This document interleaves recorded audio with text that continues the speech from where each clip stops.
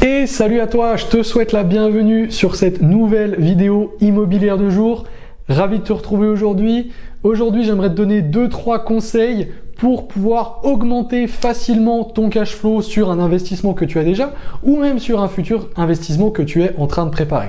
Je te donne les 3 must pour augmenter, optimiser ton cash flow de ton investissement locatif. Jingle!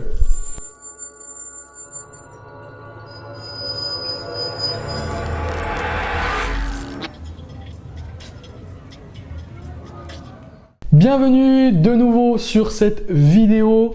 Aujourd'hui, je vais te faire gagner un peu d'argent, en tout cas j'espère. Je vais te donner 2-3 conseils qui vont te permettre potentiellement dès demain ou dans plusieurs jours de pouvoir augmenter ton cash flow sur ton investissement locatif.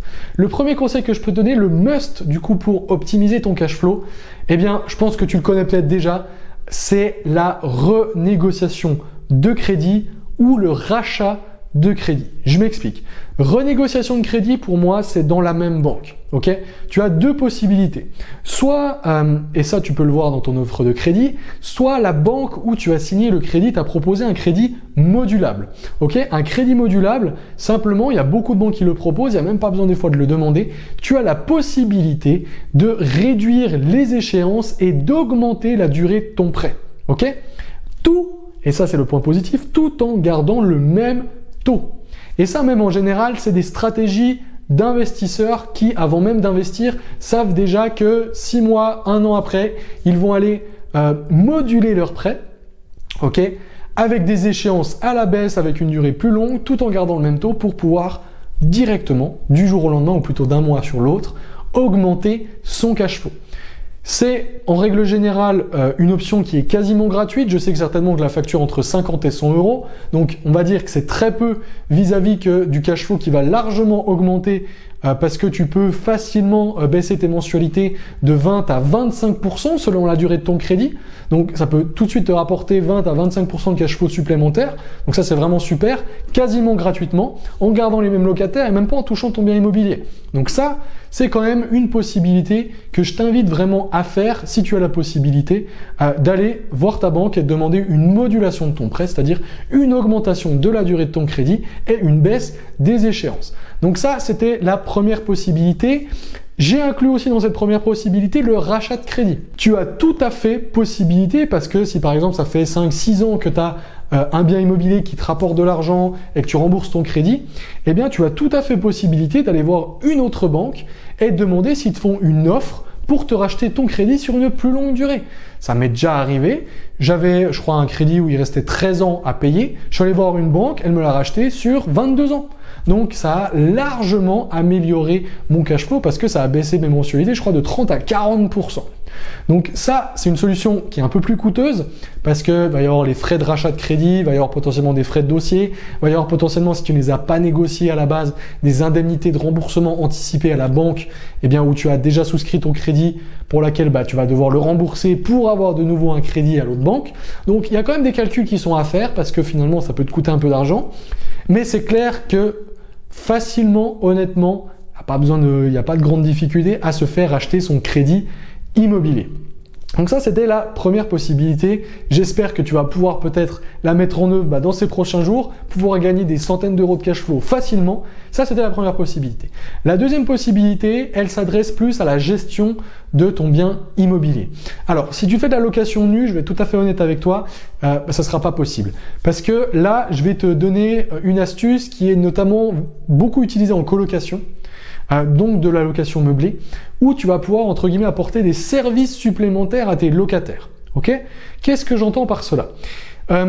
Tu vas potentiellement proposer à tes locataires ou futurs locataires, si tu as un changement, dans leur colocation, dans leur chambre, donc dans leur espace privatif, de potentiellement leur proposer, eh bien, voilà, si tu veux, je peux te mettre un frigo dans ta chambre, je peux te mettre une planche à repasser personnelle, je peux te mettre potentiellement une imprimante, je peux mettre potentiellement une femme de ménage qui passe tous les 15 jours ou tous les mois.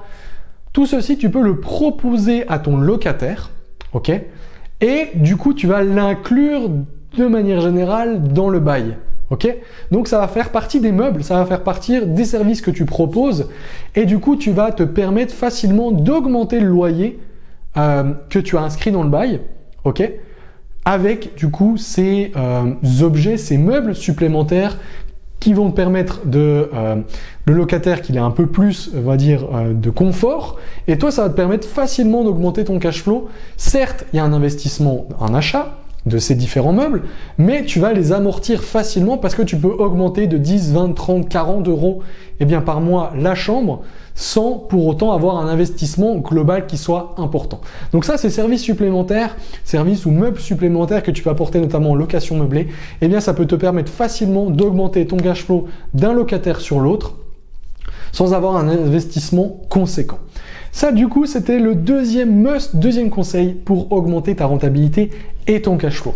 Troisième must pour augmenter ton cash flow, c'est la délégation d'assurance. Ok, c'est pas exactement pareil que la renégociation ou la modulation de ton crédit. Là, on parlait juste du crédit. Là, on parle de l'assurance de prêt. Comment ça?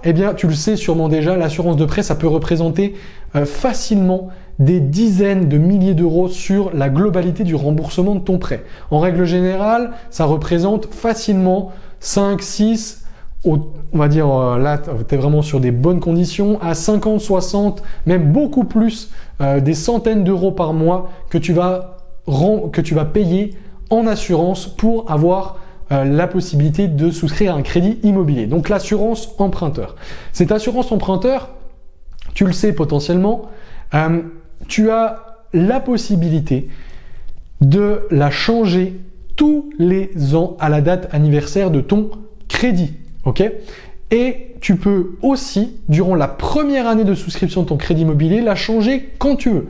Donc il y a quand même différentes conditions à respecter, notamment un préavis. Ok?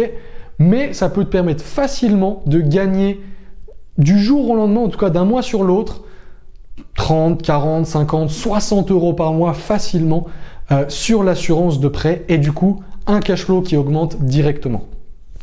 C'est important aussi de comprendre que cette assurance de prêt, c'est très très simple si tu veux faire la délégation. Tu peux aller voir un courtier et en 3-4 courriers avec ta banque, ça peut être fait en un mois, terminé. Tu as changé d'assurance, tu as fait une délégation d'assurance de prêt si jamais tu avais déjà souscrit l'assurance de prêt avec ta banque. Et du coup, tu peux gagner, comme je viens de te le dire, des dizaines d'euros par mois facilement. Ok?